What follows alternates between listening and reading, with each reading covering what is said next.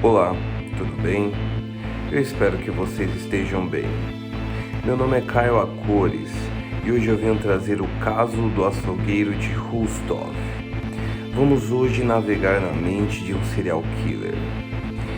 O que se passava na sua cabeça? Quais eram suas intenções? E quais eram seus métodos?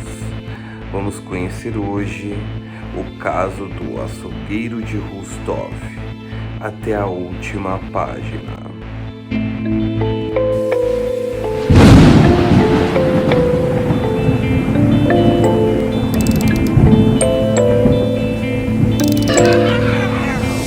O açougueiro de Rostov.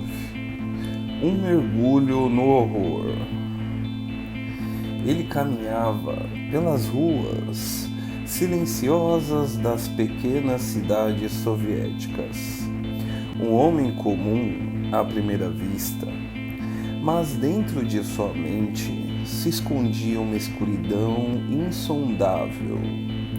Este é o caso de Andrei Chikatilo, o açougueiro de Rostov, um nome que se tornou sinônimo de medo, brutalidade e terror absoluto. Prepare-se para uma viagem ao abismo da mente humana, onde o mal não conhece limites. Capítulo 1. A infância de um monstro. Andrei nasceu em 1936, na Ucrânia, em um dos períodos mais sombrios da história. A fome, a miséria e o medo eram tudo que ele conhecia. Histórias de canibalismo durante a Grande Fome se tornaram parte do seu mundo infantil. Imagine crescer em um ambiente onde comer era um privilégio e a morte era cotidiana. Isso, dizem muitos, foi o primeiro tijolo na construção de sua psique doentia. Mas será que o ambiente cria o monstro? Ou o monstro já nasce conosco? Essa é a pergunta que surge quando olhamos para Andrei, um jovem tímido, sem amigos, constantemente humilhado. Seria ele apenas uma vítima das circunstâncias? Ou a violência que ele enfrentou o moldou em algo inimaginável? Capítulo 2. O princípio dos assassinatos. 1978. Uma menina de 9 anos desaparece. Seu corpo é encontrado mutilado, uma cena tão grotesca que até os investigadores mais experientes ficam chocados. Foi o início de uma jornada de horror que se estendeu por mais de uma década. E o mais assustador, Andrei continuou vivendo sua vida cotidiana, trabalhando, criando uma família, enquanto cometia crimes que fariam até os mais endurecidos tremerem. Como um homem tão ordinário, tão invisível, conseguiu enganar a todos por tantos anos? Talvez essa seja a parte mais assustadora de sua história.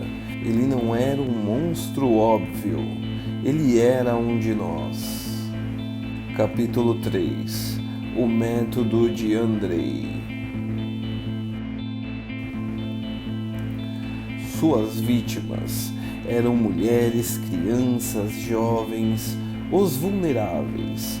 Ele os atraía com promessas de dinheiro ou ajuda, e então em florestas isoladas o horror começava.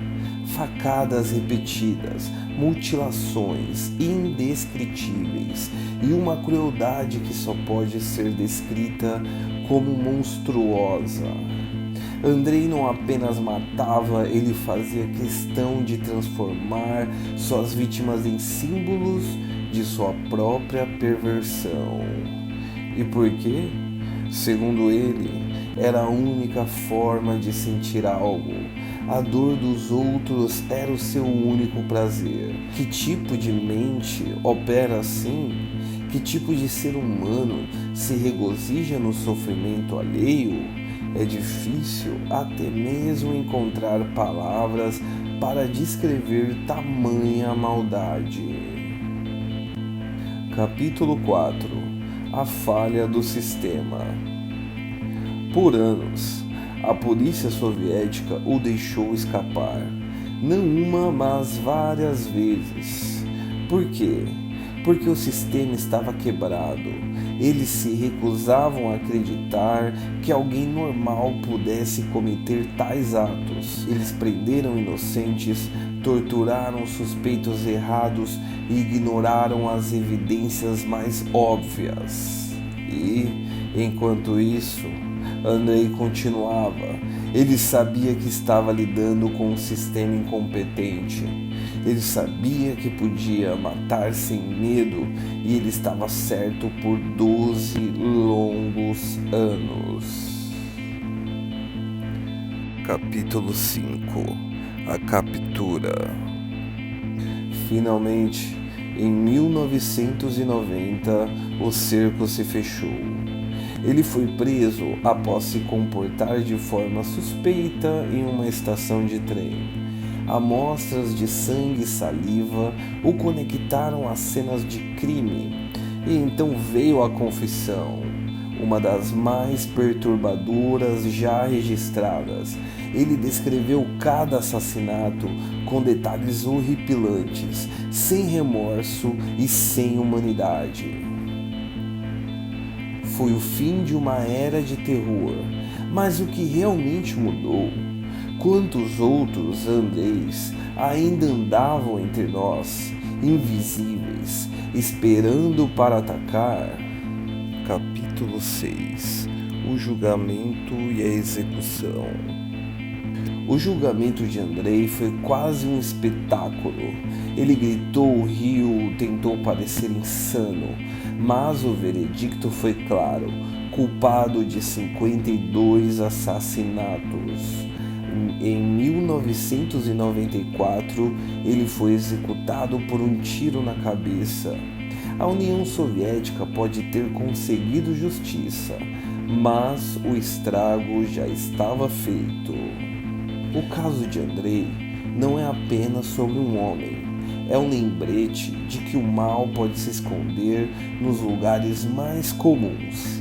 É uma advertência sobre o que acontece quando negligenciamos a compaixão, a vigilância e a justiça. Ele foi um monstro, mas sua história é um espelho sombrio da sociedade que o criou. E aí, gostou desse vídeo? Curte, compartilhe e se inscreva no canal.